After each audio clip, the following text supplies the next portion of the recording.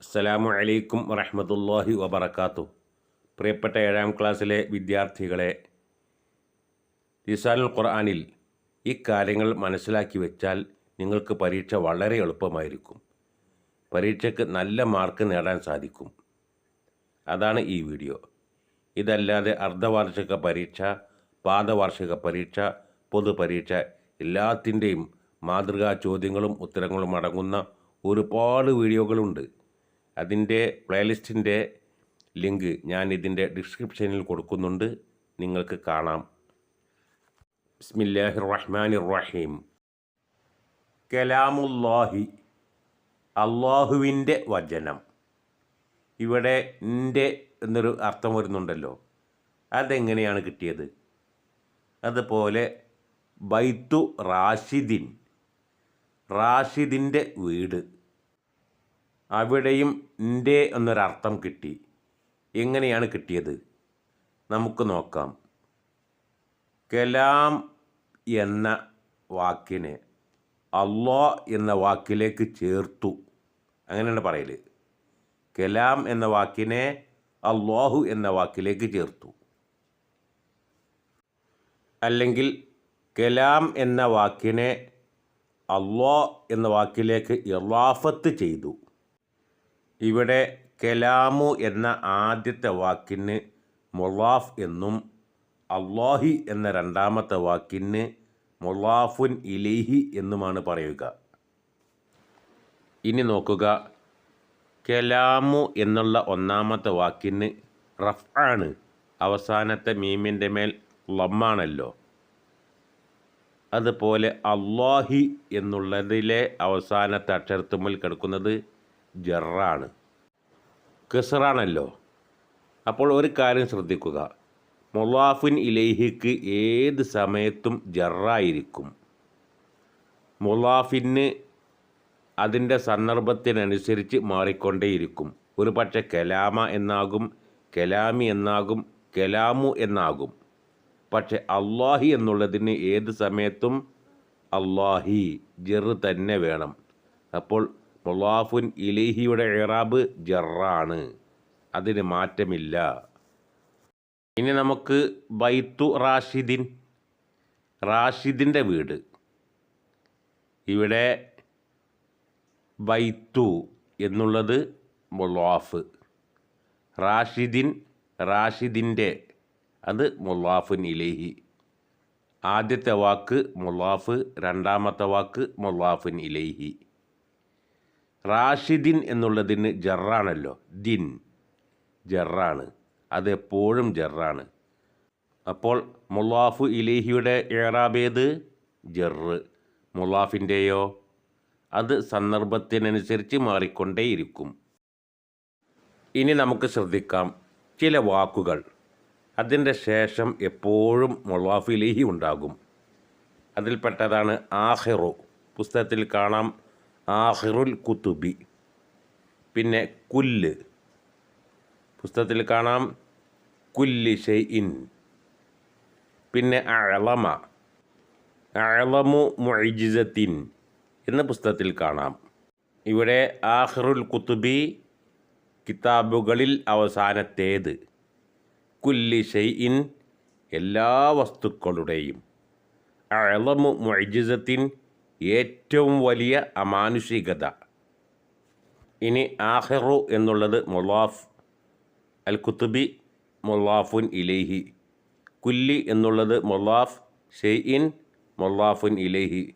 അഅലമു മുളാഫ്, മുഅ്ജിസത്തിൻ മുളാഫുൻ ഇലൈഹി.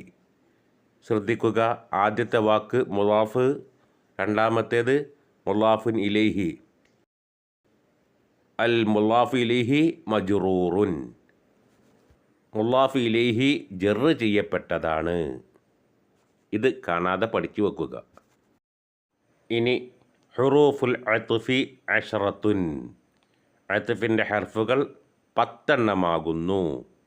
അവ വ, ഔ, ഔ എന്നുള്ളതിൻ്റെ അർത്ഥം അല്ലെങ്കിൽ, ബൽ എങ്കിലും, പക്ഷേ, ഹത്ത വരെ, ഫ ഒരു കാര്യം ചെയ്തു ഉടനെ തന്നെ മറ്റൊരു കാര്യം ചെയ്യുമ്പോൾ അപ്പോൾ ഫ എന്നാണ് ഉപയോഗിക്കുക.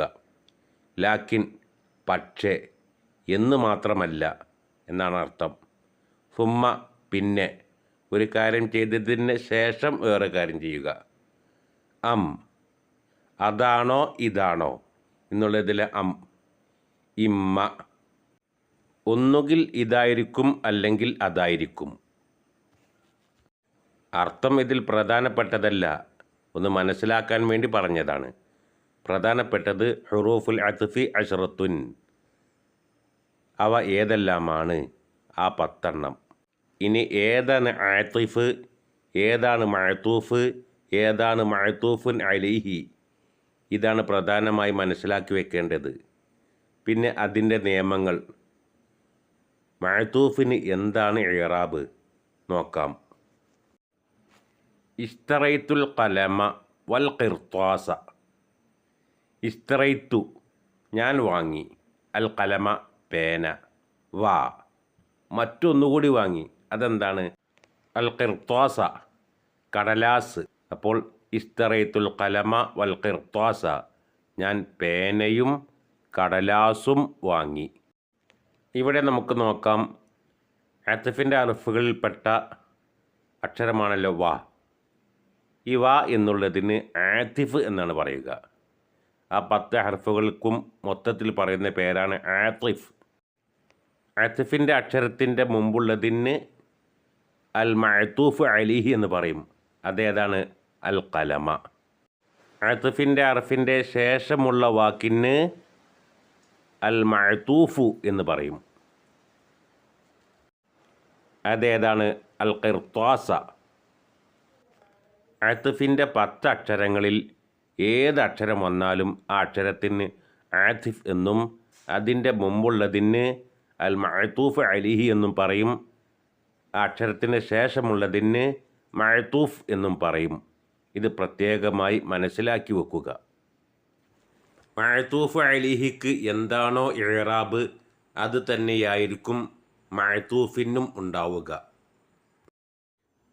ഖതല റജുലുൽ ഹയ്യത്ത. ഇവിടെ ശ്രദ്ധിക്കുക, ഖതല എന്നുള്ളത് മാളിയായ മഅറൂഫായ ഫിഇലാണ്. മഅറൂഫായ ഫിഇലാകുമ്പോൾ അതിന് ഒരു ഫായിലുണ്ടാകും, ആ പ്രവൃത്തി ചെയ്ത ആൾ. ഖതല കൊല്ലുക എന്ന പ്രവൃത്തി ചെയ്ത ആളാണ് അർ റജുലു. ആ പ്രവൃത്തി ചെയ്ത ആൾക്ക് ഫായിൽ എന്നാണ് പറയുക. ഫായിലിൻ്റെ ഇറാബ് റഫ് ആയിരിക്കും.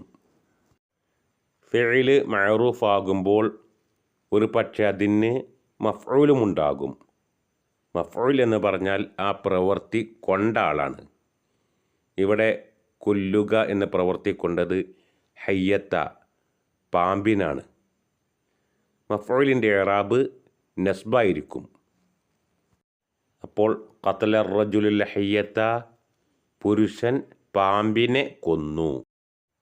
ഇനി നമുക്ക് ഖതല എന്ന മഅറൂഫായ ഫിഇലിനെ മജ്ഹൂലാക്കാം. മാളി 3 ഹർഫാണെങ്കിൽ അതിനെ മജ്ഹൂലാക്കൽ ആദ്യത്തെ അക്ഷരത്തിന് ലമ്മ് കൊടുക്കുക, അവസാനത്തെ മുമ്പുള്ള അക്ഷരത്തിന് കസ്റും കൊടുക്കുക. അപ്പോൾ ഖുത്തില, കൊല്ലപ്പെട്ടു എന്നാണ് അർത്ഥം. ഫിഇൽ മജ്ഹൂലാകുമ്പോൾ അതിന് ഫായിലുണ്ടാവുകയില്ല, മറിച്ച് ആ മഫ്ഊലിനെ കൊണ്ടുപോയി ഫായിലിൻ്റെ സ്ഥാനത്ത് നിർത്തുകയാണ് ചെയ്യുക. അപ്പോൾ മഫ്ഊലിൻ്റെ നസ്ബ് പോകും, അതിന് പകരം റഫ്ആണ് നൽകുക, ലമ്മ്. നമുക്ക് നോക്കാം. ഖുത്തിലത്തിൽ ഹയ്യത്തു, റജുലു എന്നുള്ളതിനെ മാറ്റി ഹയ്യത്ത് എന്നുള്ളതിനെ ആ ഫായിലിൻ്റെ സ്ഥാനത്ത് നിർത്തി. ഖുത്തിലത്ത് എന്ന് പറയാൻ കാരണം അൽ ഹയ്യത്തു എന്നുള്ളത് മുഅന്നസാണല്ലോ, അപ്പോൾ ഖുത്തിലത്ത് എന്ന് പറഞ്ഞു. ഇനി നമുക്ക് ഫതഹ റജുലുൽ ബാബ, പുരുഷൻ വാതിൽ തുറന്നു.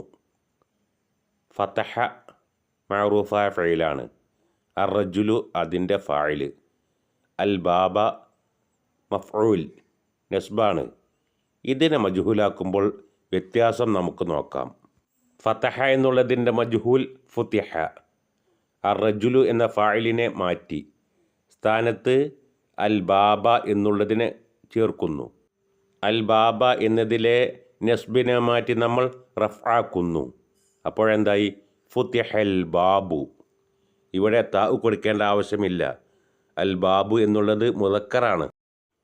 ഫുത്തിഹൽ ബാബു, വാതിൽ തുറക്കപ്പെട്ടു. ശ്രദ്ധിക്കുക, ഫിഇല് മാളി ആയാലും മുളാരി ആയാലും ഇതേ നിയമമാണ്. മഅറൂഫാകുമ്പോൾ ഫായിലുണ്ടാകും, മജ്ഹൂലാകുമ്പോൾ ഫായിലുണ്ടാവുകയില്ല.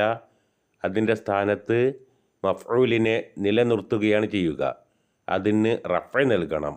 പുസ്തകത്തിലെ ഓരോ ഉദാഹരണങ്ങൾ നോക്കിയാലും നിങ്ങൾക്ക് ഈ കാര്യം മനസ്സിലാകും.